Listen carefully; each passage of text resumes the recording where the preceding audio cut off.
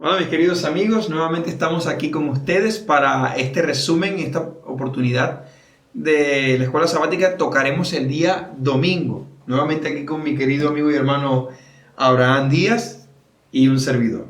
Muy bien, el día domingo nos trae uno de los actores, diríamos Sí, acá, del drama humano. Se refiere a la serpiente. Y ya sabemos lo que la Biblia habla acerca de la serpiente. así es. Generalmente está hablando, se considera la serpiente un animalito muy peligroso, ¿verdad? Sí, Y en el antiguo cercano oriente, la serpiente siempre representa el poder del mal.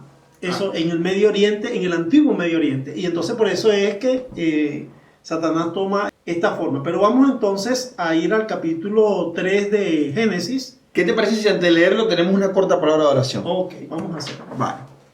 Querido Padre Celestial, gracias porque nuevamente nos permites abrir tu palabra. Antes de leerla queremos pedir que tu Santo Espíritu sea quien la abra delante de nosotros.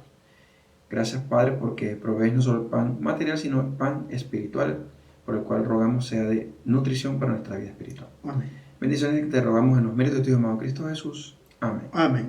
Bueno, como les veníamos diciendo, Génesis capítulo 3, versículo 1, ¿qué nos dice? La serpiente era más astuta que todos los animales del campo que Jehová Dios había hecho, y dijo a la mujer: ¿con que Dios os ha dicho no comáis de ningún árbol del huerto? Ahora, siempre me ha parecido curioso, Abraham, de que Satanás haya usado una serpiente. Claro, como tú acabas de decir al principio, hoy en día para nosotros la serpiente es una cosa espantosa. Pero nosotros tenemos, gracias al Señor, unos libros que son de guía para nosotros, porque es también voz autorizada del Señor, que son los libros del Espíritu y Profecía. Y en este caso tenemos el libro de la historia de la redención, y comenta algo interesante acerca de la tentación y la caída, justamente lo de la elección. Esta, hablando de cómo Satanás asumió la forma de una serpiente, dice: esta era una hermosa criatura alada. Ya toma sentido que Dios le haya dicho que se arrastrara sobre su pecho, ¿no? Pero bueno, era una hermosa criatura alada, y mientras volaba su aspecto era resplandeciente, semejante al oro bruñido. No se arrastraba por el suelo, sino que se trasladaba por los aires de lugar en lugar, y comía fruta como el hombre. Satanás se posesionó de la serpiente, se ubicó en el árbol del conocimiento y comenzó a comer de su fruto con despreocupación. Así es. Bueno, fíjense. Entonces escogió como medio la serpiente para su proyecto de engaño, pues que era la serpiente, formaba parte de esa creación que Dios dijo que era bueno y bueno en gran manera. Así es. La serpiente, pues Básicamente el animal más hermoso. más hermoso. Y dice también más adelante, aquí en el capítulo 3, de que era el animal, era astuta más que los otros animales. Y la palabra astuto no significa que el animal pensaba, sino que significa que es un ser diestro, hábil y prudente, la serpiente. ¿Ven? Es uno de los animales que Dios había declarado que era bueno en gran manera. Fíjate que quisiera hacer una acotación interesante. Hoy en día, pues, cuando hablamos de inteligencia en los animales, y los evolucionistas que tanto comparan a los animales con el ser humano, y entre ellos, por supuesto, el que más se parece, el chimpancé y el mono, ¿no? Que tienen más o menos extremidades parecidas a las de nosotros y algo parecido en el rostro, algunas facciones. Pero es curioso que en la Biblia no es un animal tan hábil como en este caso la serpiente. O sea que Dios creó las cosas, pero su orden es muy diferente de lo que el hombre incluso puede llegar a pensar. Así es. Y entonces se le permitió estar allí porque el único sitio donde podía estar la serpiente, en el jardín del Edén, era allí en el árbol de la ciencia del bien y del mal. Porque mientras ellos permanecieran, Adán y Eva permanecieran leales a Dios, pues Satanás no podía estar correteándolo por todo el jardín del Edén para estarlo tentando. Exacto. Sino que solamente estaba en ese sitio. Pero una vez que la serpiente es utilizada acá por Satanás para hacerle esta tremenda prueba, pues una prueba de lealtad. Claro que sí. Y yo pienso que esta prueba de lealtad no solamente se les dio a los seres humanos, no, sino que también se les dio a todos los mundos y a todas las criaturas creadas por Dios para ese tiempo, para ese momento. Así que este jardín ha de suponerse, este árbol ha de suponerse que también estaba en los otros mundos creados por Dios, solo que tristemente el mundo, este fue el que tristemente pues cayó en las garras del enemigo, y a través de la serpiente Satanás engañó a la mujer, porque fue un engaño. Así es. Mira, y pudiéramos decir, fíjate que la serpiente ahí habla de cosas tremendas, pone dos cosas allí tan importantes como es la inmortalidad, ¿verdad? Y poner en juicio la palabra de Dios, o sea, en tela de juicio la palabra de Dios. Sí, así es. Mira, algo interesante. Podemos ver entonces que la serpiente se constituye el primer medium en este mundo, ¿no? Porque es el objeto usado por Satanás, digamos objeto en el sentido estricto de la palabra, pero sabemos bien que es un animal, al menos un ser astuto, ¿no? En el sentido de lo que dijimos, que tiene inteligencia. Pero es interesante que este animal sirve como medium, y hoy en día eso es una cosa muy interesante para las personas hoy. Sí. Si quizás en el pasado, hablando de una época medieval, era una cosa muy mal vista, hoy en día a la gente le causa mucha curiosidad. Sí, es muy atractivo, sí. Es un campo que es muy, muy codiciable, pues, porque precisamente es algo. Fíjense que a partir de esta terrible situación del pecado, el hombre se le prohibió ver como una dimensión más de la vida del hombre. Así es. Que no podía ver la parte espiritual, ¿no? Ver los ángeles, ¿no? Ya no lo podemos hacer. Ya no lo podemos ver. ¿Ves?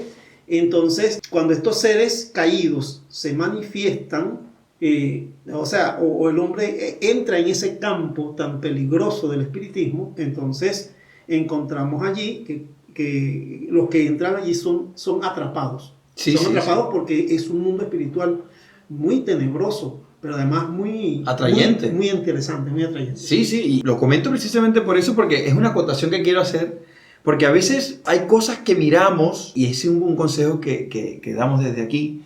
¿Qué cosas vemos que pueden servir como medium? ¿Medium de qué? De patrocinar la perspectiva o la ideología de Satanás. ¿Cuál es la ideología de Satanás? Y ahí lo podemos ver. Con que Dios os ha dicho no comáis de ningún árbol, ustedes dirán, ¿y dónde está ahí la ideología? Pues nosotros sabemos como hijos de Dios que lo que Dios dice es verdad. Es más, Pablo dice, antes sea todo hombre mentiroso y sea él verdadero. Porque nosotros confiamos que la palabra de Dios es limpia, eficaz, es verdad. Satanás pues pone en duda esto. Sí, Señor. Y muchas veces esas cosas atractivas que vemos a través de nuestras pantallas, de los móviles o el televisor o nuestras computadoras, pueden estar impregnadas de esa gran mentira. Y muchas veces la creemos. Así que es peligroso ponerle oído a ese tipo de sujeciones que el enemigo hace para nosotros poner, así como trató de poner la duda de que de repente Eva no escuchó bien lo que Dios le dijo, ¿no? Sino que mira, con que Dios nos ha dicho. Entonces, bueno, ahí vemos en el relato que empieza Eva allá a entablar una conversación que no debió hacer, porque vean las consecuencias que eso trajo en este mundo, sí. Y esa prueba de lealtad que Dios colocó allí en el jardín del Edén no ha desaparecido. No ha desaparecido, porque ahora tenemos que los hijos de Dios o aquellas personas que deciden obedecer a Dios, entonces entran en un tremendo conflicto. El gran conflicto. Sí. Y ahora tienen que decidir, no una vez, sino todos los días de su vida, de qué lado van a estar. Del lado de la verdad y de la justicia, que es de Dios, o del lado del engaño y la mentira, que es de Satanás. Así es. Así que tenemos allí esta serpiente, que luego vamos a ver cuál fue el triste final de este enemigo tan poderoso, un enemigo vencido. Así es. Pero es más peligroso cuando hay un animal cuando está gravemente herido, se dice que son más peligrosos todavía. Sí. Así está el enemigo está mortalmente herido. No de casualidad menciona el apóstol de que anda como león rugiente, buscando a quien devorar. Queda muy poco tiempo. Ahora mira algo interesante que quería terminar de acotar en este ámbito. Satanás se presenta posesionándose de un animal, no un animal que medio llama la atención, porque sí que es cierto, si miramos en realidad hoy en día hay animales que no son tan agraciados unos como otros, ¿no? Sí. Yo pienso que igualmente en la creación todos eran igualmente hermosos, pero sí quizás hay algunos que no eran tan hermosos como otros. Pero él no usó cualquiera, usó el que fuese más llamativo. Claro. De la misma manera, Satanás a nosotros nos presenta las tentaciones. Ujú. No nos las va a presentar de la manera más fea. No. Además, yo siempre hago esta pregunta: ¿qué pecado al principio sabe mal? Pues ninguno, todos saben muy bien. Sí. Pero como Satanás sabe que las consecuencias que traen son las no deseadas, pues precisamente se presenta de esa manera. Y fue lo que le pasó a Adán y Eva. Sí, Finalmente. y es la misma estrategia que utilizó en el Jardín del Edén, es la misma estrategia que, como tú dices, la utiliza aquí. Porque, ¿qué es lo que estaban esperando Adán y Eva cuando se enfrentaran a ese enemigo de Dios? De repente estaban esperando que Satanás se presentara en forma de ángel, así, Exacto. guerreando con ellos. No. Satanás es muy astuto. Nunca se presenta. Es un ser real. Porque Sí. mucha gente piensa que es un mito. Eso, o lo pintan con cachos y cola. Ujú. Una cosa horrenda. Claro, porque cuando él se presenta de verdad, para los que están encantados con este mundo de lo paranormal, pues quedan impactados, impresionados. Pero como la palabra del Señor dice, si un ángel incluso les hablara diferente al evangelio que le hemos presentado, pues que sea anatema. Así que es importante no confiarnos de las apariencias, porque las apariencias engañan. Engañan, como dice el dicho. Así es. Pues yo quisiera que termináramos con una oración este segmento del día domingo. Y mi querido hermano Abraham, puedes tener la oración. Muy bien, vamos a orar. Cariñoso y buen Dios, que tu morada es en el cielo. Señor, te damos gracias porque has colocado en tu santa palabra cuáles son los instrumentos y las artimañas con que el enemigo trata de engañarnos. Permite que nosotros podamos estar unidos a ti, Señor, para no dejarnos engañar por esta serpiente antigua. Te pedimos, Señor, tu bendición y tu protección. Cuida a cada uno de nuestros oyentes en su vida.